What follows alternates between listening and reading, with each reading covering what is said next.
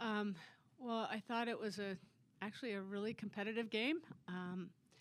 It's hard to talk about the game because we've just ended up talking about the careers of these two in our season and the growth of our program and our team this particular season. But I thought this game was a really well-played game. Oklahoma State is the 6th seed for a reason. They showed that there at the end where, they're fighting for their lives, and they were able to get a few balls through the infield and take the lead. And once they took the lead, you could kind of feel it from their crowd and them that they had some momentum, and they do what championship programs do is they put their foot on the gas, and they won it. So that's that for the game, but I'm going to keep going. I think what you can say for Nebraska softball this season is that I want to thank especially these two. Nebraska softball was back in a regional final for the first time since 2016. And if you look at our history since 2016, there's been good, bad, and ugly. And it's been quite a journey to get back to here. And these two young women to the right and left of me are a big reason that we are back here. And I feel like our foundation is solid. And I feel like the next steps, and Courtney just said this in our post-team meeting, that it's we're ready to take another step. And so that's the expectation. But they, in the last 5 years, in the last 2 years, have really helped build a really strong foundation. So the culture's good, the talent level is good, the talent coming in is good, the work ethic is good, and the other thing that's really special about this team is, they're carrying we've got about a 3.7 team GPA. They do it in the classroom too. In fact, last year we had the top Power 5 team GPA in the country, and I'm really proud of that. We had top in the Big Ten as well. So we try to do it on all sides of the ball. And I think, again, I said this last night, when you talk about the whole student-athlete experience, you would be neglectful if you didn't talk about the student part of the student-athlete experience. Question?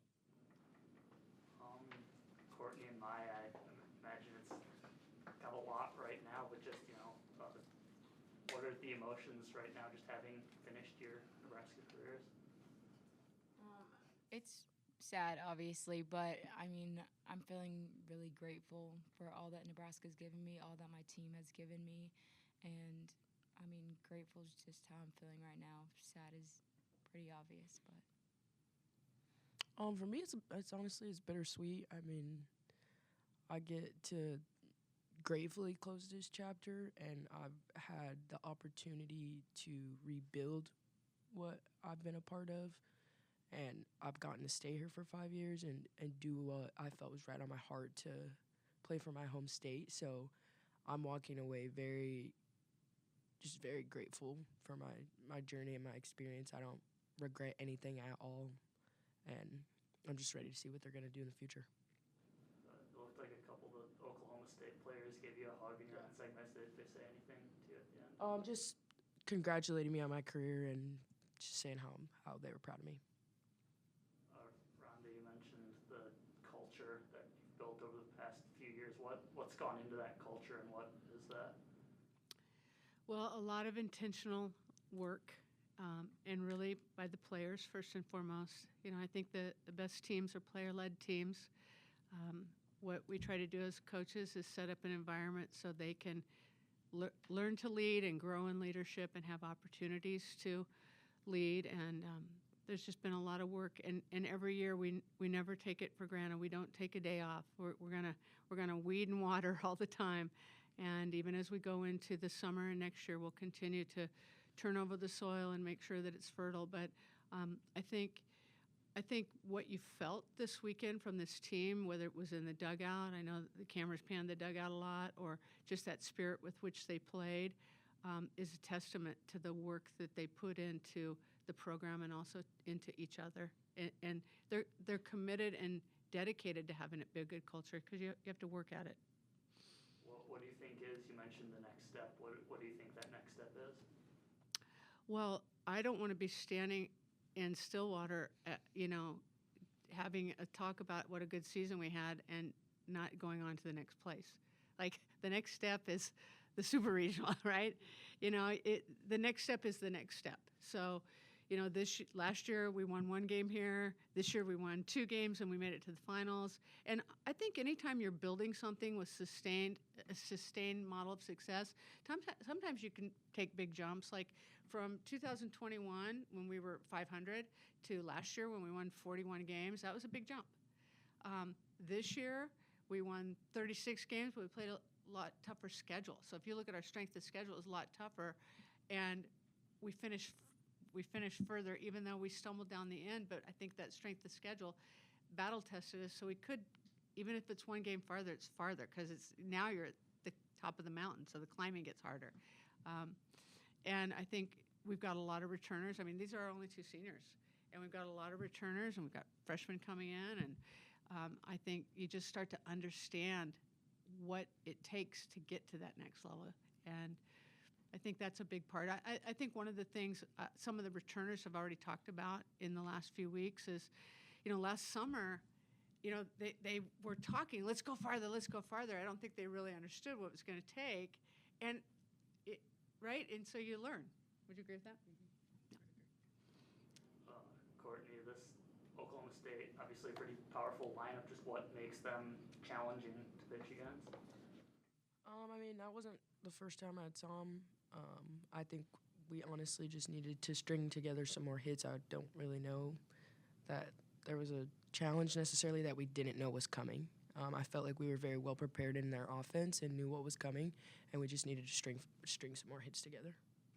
At this point in the weekend, in your 5th game, obviously you and Sarah pitched the whole time. Does fatigue start to become a factor at that point? I honestly it didn't feel any different than what I had done all year. Yeah, it wasn't any different than what I had been doing. I mean, it's a little warmer here, maybe a couple degrees, but it's not much different.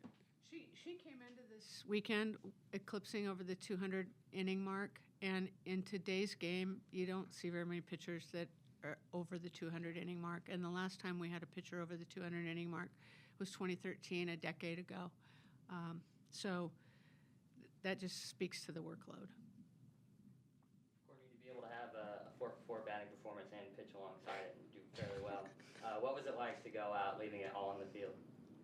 I mean, yeah, it was fun. I mean, like I said, I have no regrets. I'm grateful to be sitting right here, even doing this interview. So, I mean, I just wanted the last 2 days, my goal was honestly just to have fun. Like, I had spoke with a sports psych member before, after the loss of Wichita State, and I just had one goal, and it was just to have fun. Like, and I think I smiled the most I probably have in a long time just in the last 48 hours. So, just that was my goal, was to have fun.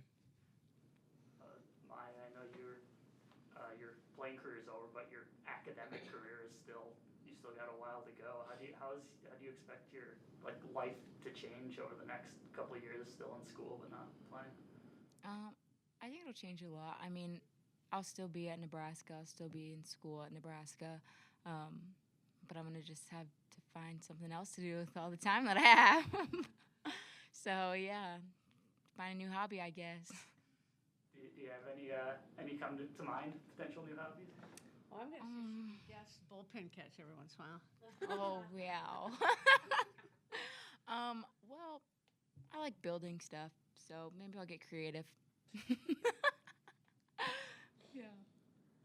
Rhonda, I know you touched on this early, and obviously the season just ends, so it might be hard to think holistically like this, but just overall, how would you evaluate this season beginning in February and ending an hour ago? I think Liv Farrell said it best at the end of our team meeting. She said, it's not how you start, it's how you finish.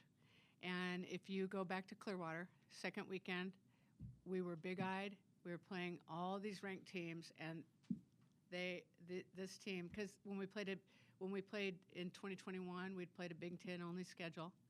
Last year, we didn't schedule as hard, so they were wide-eyed, and I mean, we got run ruled, I think, in 3 of the 5 games. We won 1 game. And so then you go through the season, and we win a lot more than we lose. But yet the ones that we lose, every once in a while we got smacked around, but we lost a lot of close games. Like even today's game, 5-2 is not indicative of that game. And so if I measure it that way, we had a really good season. And the other way that I look to measure it, Wilson, is we were a 2-pitcher team the entire year.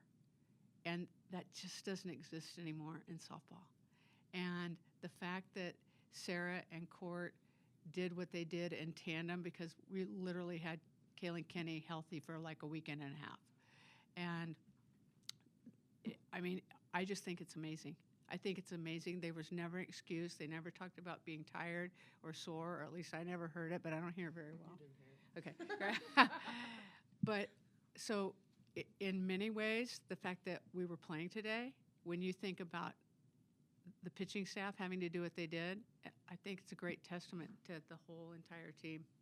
I think people can judge it how they want to, but I think it was a really, really successful season of how to push through when you have limitations and you don't make excuses and you just keep fighting. I think any adult that would have spent the whole season with us and had to follow that lead would have come out a better human being because of it. Any other questions? Thank you very much.